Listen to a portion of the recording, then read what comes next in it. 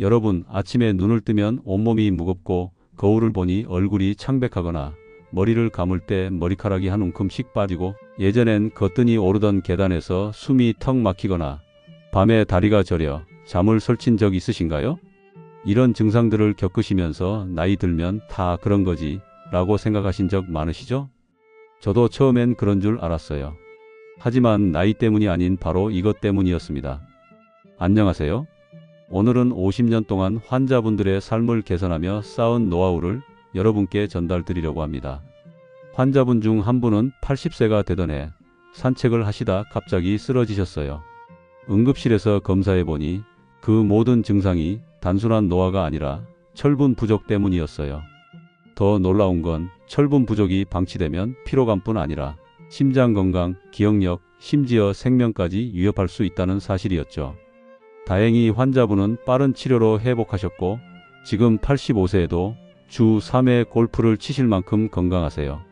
철분 덕분에 삶이 건강하고 즐거워졌다고 좋아하십니다. 오늘은 철분 부족이 왜 생기는지, 어떤 증상들이 나타나는지, 그리고 이를 간단히 해결하는 방법을 알려드릴게요. 특히 영상 마지막에 철분 흡수율을 3배까지 높이는 비법도 소개할 테니 끝까지 시청해 주세요. 저도 이 방법 덕분에 83세까지 맑은 정신으로 환자분들을 진료할 수 있게 되었습니다. 제가 진료실에서 철분 부족이시네요 라고 말씀드리면 환자분들 대부분 이렇게 되물으십니다. 선생님, 그럼 뭐 먹으면 되는데요? 소고기, 간 그거 말고는 잘 모르겠어요. 우리 몸에 철분을 공급해주는 음식은 생각보다 다양합니다. 하지만 중요한 건 어떻게 먹느냐입니다. 아무리 좋은 음식을 먹어도 흡수가 안 되면 말짱 도루묵입니다.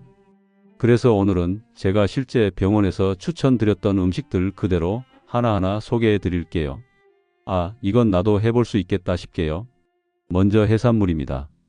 제가 진료했던 65세 김상호님은 매주 회식 모임에서 회를 드셨는데 그냥 소주에 회만 먹었지요. 건강식이잖아요. 라고 하셨어요. 그런데 문제는 회만 먹으면 철분 흡수가 떨어진다는 겁니다. 그래서 제가 이렇게 말씀드렸죠. 상호님, 회랑 같이 깻잎, 고추, 마늘 좀 같이 드셔보세요.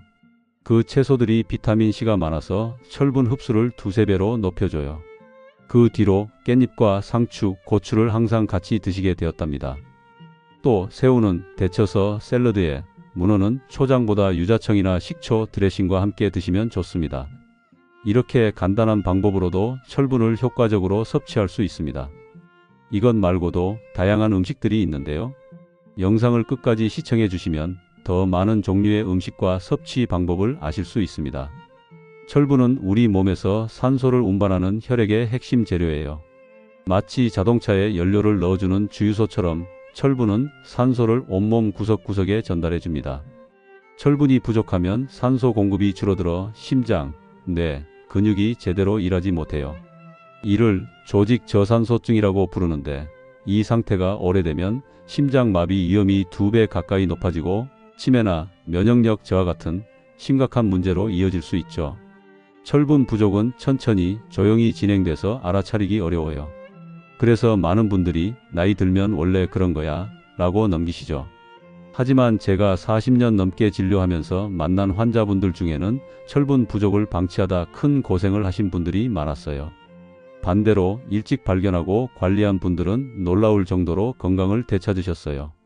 78세 김명학님은 동네 장기대회에서 우승할 정도로 머리가 명석하셨어요. 늘 장기판 앞에서 친구들과 웃으며 시간을 보내셨죠. 그런데 어느 날 제 진료실에 오셔서 선생님, 요즘 머리가 안 돌아가요. 장기를 두다 보면 집중이 안 되고 전에 알던 사람 이름도 깜빡 잊어요 라고 하셨어요. 나이 들면 머리가 굳나 봐 라며 2년을 그냥 참으셨다고 해요. 주변 친구들도 나이 들면 다 그래 라고 위로하며 지냈대요. 그런데 검사해보니 심각한 철분 부족이 원인이었어요. 철분이 부족해 뇌에 산소가 제대로 가지 않으니 기억력과 집중력이 떨어진 거였죠. 제가 철분이 풍부한 음식과 보충제를 추천드렸더니 6개월 뒤 다시 오셔서 선생님, 다시 장기 모임에 나가 우승했어요. 나이 탓인 줄 알았는데 철분이 문제였네요. 라며 웃으셨어요. 김명학님은 이제 장기판 앞에서 예전처럼 활기차게 웃으시며 친구들에게 철분의 중요성을 이야기하신답니다. 집중력이 떨어지면 철분 챙겨 라고 조언하신다고 해요. 철분 부족은 입이 마르고 혀가 따가운 증상으로도 나타날 수 있어요. 71세 이영수님은 동네에서 미인으로 유명하셨어요. 늘 친구들과 모여 수다를 즐기셨죠. 그런데 어느 날 제게 오셔서 선생님, 요즘 물을 계속 마셔도 입이 바짝 마르고 혀가 따가워서 말하기도 힘들어요 라고 하셨어요. 처음엔 나이 들면 입안도 약해지나? 라고 생각하셨다고 해요. 검사해보니 철분 수치가 정상의 절반도 안 됐어요. 철분 부족으로 구강 점막이 약해져서 생긴 거였죠. 마치 가뭄으로 땅이 갈라지듯 철분이 부족하면 입안이 건조해지고 약해지는 거예요. 제가 철분이 풍부한 음식을 추천하고 보충제를 드시게 했더니 3개월 뒤 이영수님이 웃으며 오셨어요. 입마름이 사라져서 다시 친구들과 수다 모임에 나가고 있어요. 다 선생님 덕분이에요 라고 하시더라고요. 이영수님은 특히 젊은 시절 세 자녀를 낳으며 철분 손실이 많았던 터라 나이 들수록 철분 부족이 심해졌던 거예요. 여성분들은 임신과 출산으로 철분 저장량이 적어질 수 있으니 더 주의가 필요하죠. 손톱이 갈라지거나 가운데가 숟가락처럼 파이는 것도 철분 부족의 신호예요. 의학적으로 스푼 네일이라고 부르죠. 73세 김미희 여사님은 손톱이 예쁘기로 동네에서 유명하셨어요. 늘 네일 아트를 하며 손을 가꾸셨죠. 그런데 어느 날 제게 오셔서 박사님, 요즘 손톱이 자꾸 갈라지고 가운데가 파여요. 나이 들면 손톱도 이렇게 되나요? 라고 물으셨어요. 자세히 보니 손톱이 정말 숟가락처럼 파여 있었어요. 검사 결과 심각한 철분 부족이 발견됐죠. 한 달 뒤 김미희 여사님이 현기증으로 응급실에 오셨는데 철분 부족으로 인한 빈혈이 심장에까지 영향을 주고 있었어요. 그제서야 손톱 변화가 단순한 노화가 아니라 건강경고 신호였다는 걸 알게 되셨죠. 철분 보충제를 드시고 식단을 바꾼 뒤 손톱도 단단해지고 기운도 돌아오셨어요. 지금은 다시 네일 아트를 즐기신답니다. 김미희 여사님은 요즘 요리 모임에서 손톱이 이상하면 철분 챙겨요 라고 동네 분들에게 이야기하신답니다. 여사님은 관절염 때문에 진통제를 오래 드셨는데 이 약들이 위장에 미세한 출혈을 일으켜 철분 손실을 더 심하게 만들었던 거예요. 만성질환 약을 드시는 분들은 이런 점도 주의하셔야 해요. 머리카락이 한 움큼씩 빠지는 것도 흔한 증상이에요. 75세 최정배님은 풍성한 머리숱을 자랑하셨어요.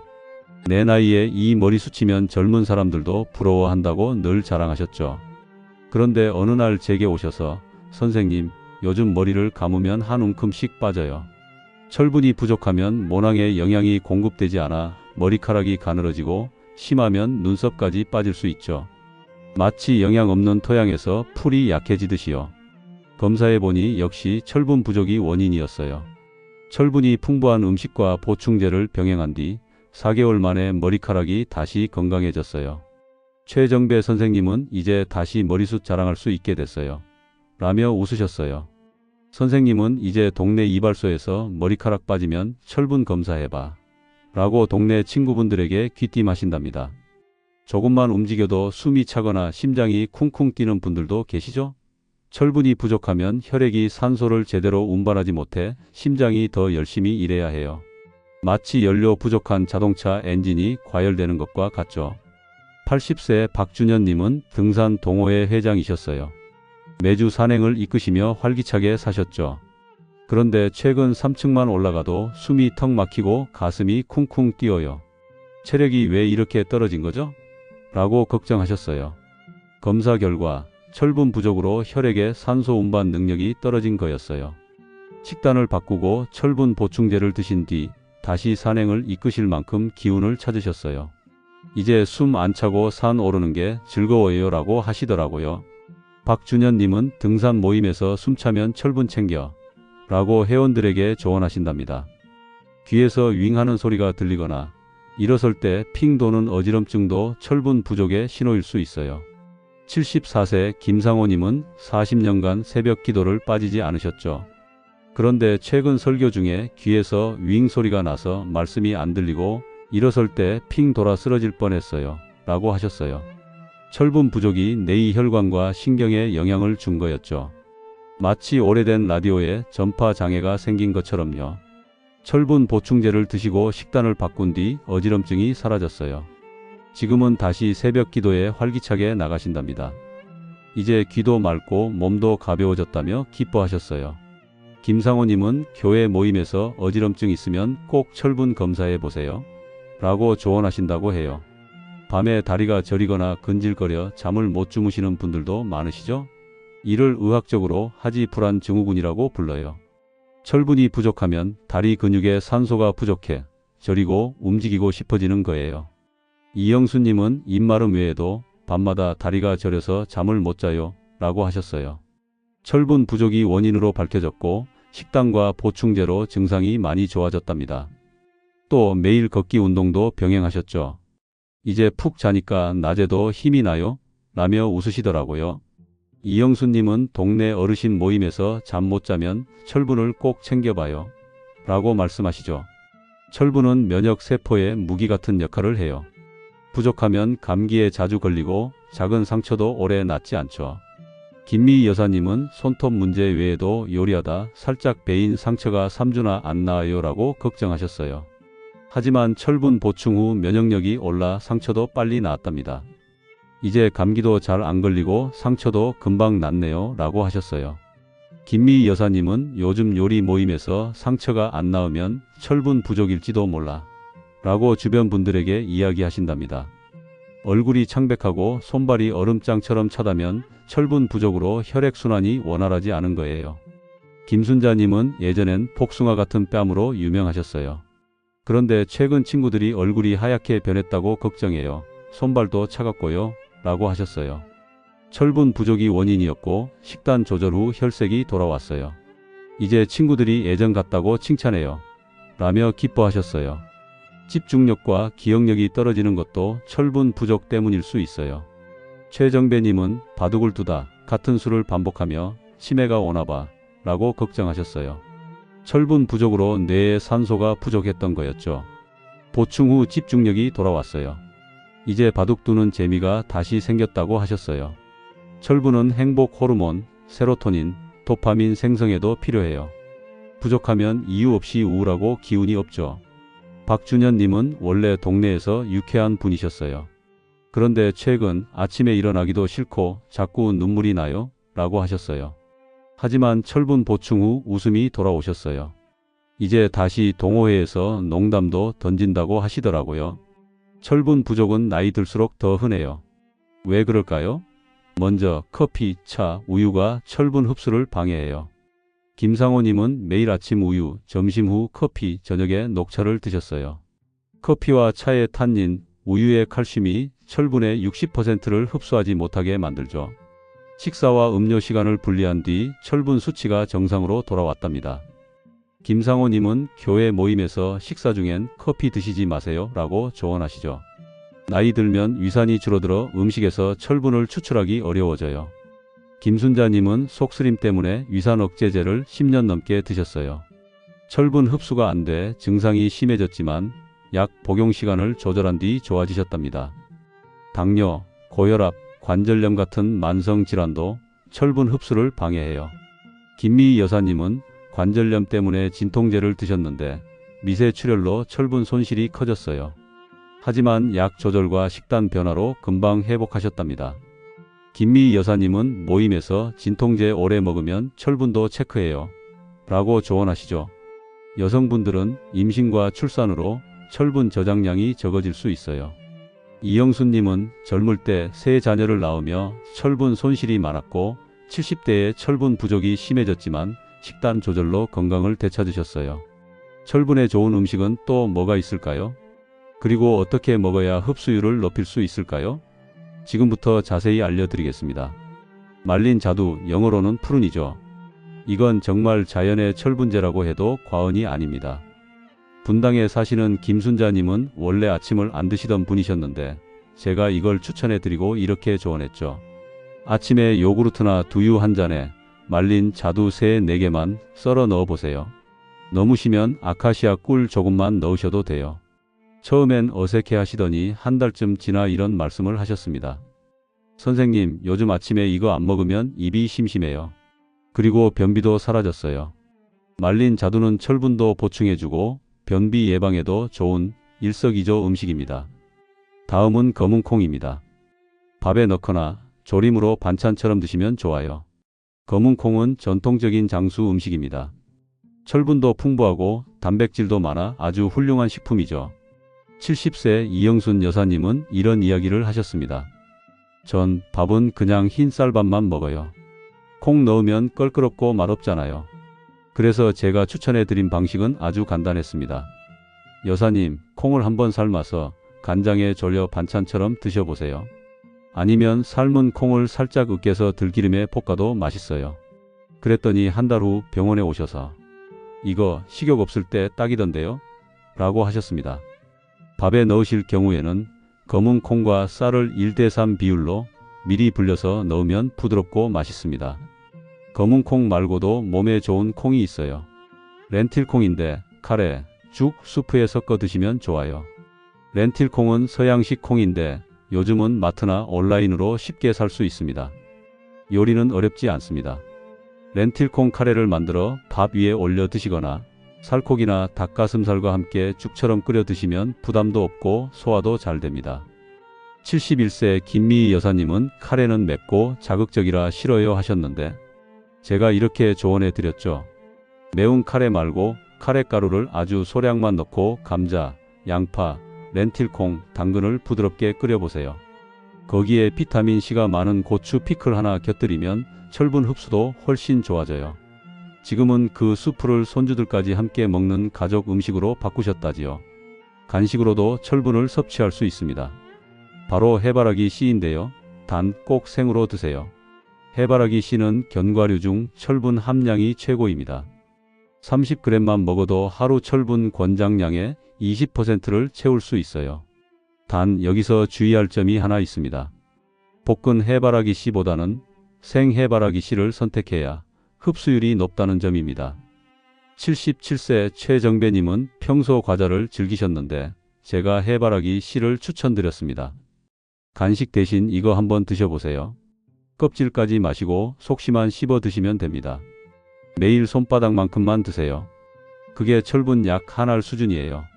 최정배님은 지금은 TV 볼 때 해바라기 씨 까는 재미에 빠졌어요 하십니다. 다음 음식은 많이 들어보셨을 겁니다. 메밀입니다. 메밀은 속을 덮게 하지 않으면서도 철분이 많은 곡물입니다. 보통 메밀 국수로만 아시는 분이 많은데 밥에도 잘 어울립니다. 박준현님은 처음엔 나는 밥만 먹지 이런 거 못 먹어요 하셨는데요. 제가 간단한 방법을 알려드렸죠. 집에서 밥하실 때 메밀쌀을 20%만 섞어보세요. 백미보다 혈당도 낮고 철분도 풍부해요. 또는 메밀면 삶아서 유자 소스, 채 썬 깻잎이랑 드셔보세요. 지금은 냉면보다 메밀 비빔국수를 더 즐기신다 하더라고요. 말린 살구도 철분이 꽤 높은 과일입니다. 특히 신맛이 적고 달달해서 거부감이 적어요. 김미희 여사님은 당 보충용으로 초콜릿을 즐기셨는데 제가 말린 살구를 권해드렸죠. 여사님, 단게 당길 때 초콜릿 대신 말린 살구 3, 4쪽 어떠세요? 씹는 식감도 좋고 철분도 보충되고 칼륨도 풍부해요. 그 뒤로 여사님은 말린 살구를 지퍼백에 넣어 가방에 항상 챙기시고 몸에도 좋고 맛있어서 좋아요 하십니다. 케일과 근대는 대표적인 녹황색 채소입니다.